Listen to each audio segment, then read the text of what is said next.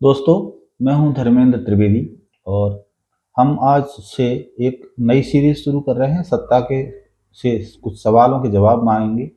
प्रतिदिन एक नए विषय पर, एक नए बिंदु पर चर्चा करेंगे और उस चर्चा को पब्लिक प्लेटफॉर्म पर लेकर के आएंगे। आज की हमारी चर्चा हम शुरू कर रहे हैं, शुरुआत में है ये नेता, जो देश के नेता हैं, इनसे कुछ सवाल हैं।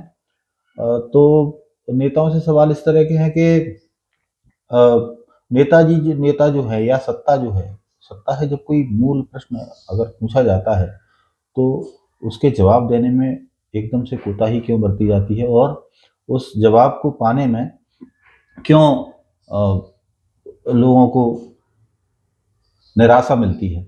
लोकतंत्र में अगर देखा जाए तो सत्ता, जो वर्तमान में सत्ता है या पिछली सत्ताएं रही, सत्ता जनता के प्रति जवाबदेह होती है।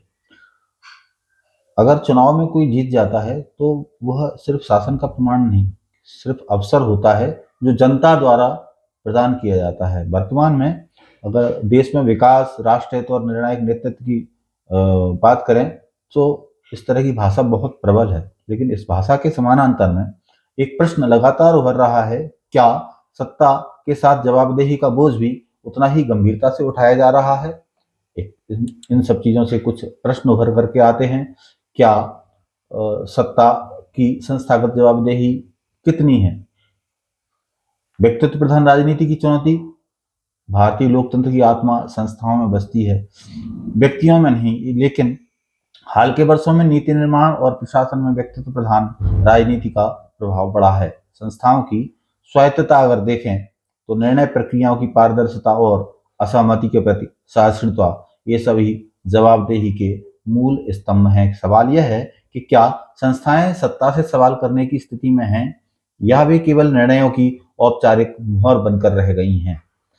लोकतंत्र में गलती स्वीकारना कमजोरी नहीं है, परिपक्वता का संकेत है। जबकि अगर कोई अपनी गलती स्वीकार लेता है तो उसकी परिपक्वता को दर्शाता है। लेकिन वर्तमान राजनीति में अगर देखें तो असफल नीतियों की समीक्षा की जगह अक्सर आत्म प्रशंसा और आंकड़ों का चयनात्मक उपयोग देखने को मिल रहा है। जब योजनाएं जमीन पर अपेक्षित परिणाम नहीं देती, तब सवाल उठना चाहिए: क्या सत्ता सुधार के लिए तैयार है या आलोचना को केवल विरोध मानकर खारिज कर दिया जाता है? देखा जाए तो राजनीति केवल नीतियों का खेल नहीं है, चरित्र की भी परीक्षा है। सार्वजनिक जीवन में नैतिक जवाबदेही का अर्थ है हितों के टकराव से दूरी, सत्ता के दुरुपयोग पर आत्मसंयम और जवाबदेही से बचने की प्रवृत्ति पर स्पष्ट रोक लगना जरूरी है। जब नैतिकता को राजनीतिक सुविधा के अनुसार परिभाषित किया जाने लगे, तब लोकतंत्र की जड़ें कमजोर होती हैं और भारतीय लोकतंत्र हमेशा से बहुत मजबूत माना जाता रहा है। अगर प्रशासन की बात करें तो वर्तमान में प्रशासन एकदम मुक्त है।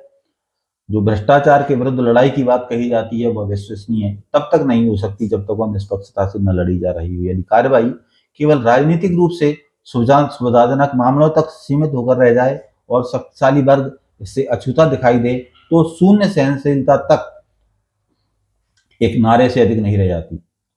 राष्ट्रीय राजनीति में यह सवाल अब अनदेखा नहीं किया जा सकता कि क्या कानून वास्तव में सभी के लिए समान है। महामारी और उसके बाद के वर्षों ने यह स्पष्ट कर दिया कि स्वास्थ्य और शिक्षा किसी भी राष्ट्र की असली पूंजी है, लेकिन नीतिगत प्राथमिकताओं में ये क्षेत्र अक्सर घोषणाओं और बजटीय आंकड़ों तक ही सीमित दिखाई देते हैं। क्या स्वास्थ्य सेवाओं में निवेश और शिक्षा की गुणवत्ता को बड़ा राजनीतिक महत्व मिला है, जो बड़े बुनियादी ढांचे या प्रचार योजनाओं को मिला? राजनीतिक नेतृत्व की भाषा केवल समर्थकों तक सीमित रहती है, वह पूरे समाज का मानस गढ़ती है।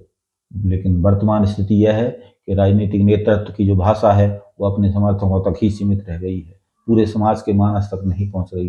जब सत्ता का स्वर विभाजन को बढ़ावा देता है या चुप्पी के माध्यम से उसे वैध ठहराता है, तब सामाजिक सौहार्द कमजोर पड़ता है। राष्ट्रीय नेतृत्व की जिम्मेदारी केवल शासन करना नहीं, समाज को जोड़कर रखना भी है।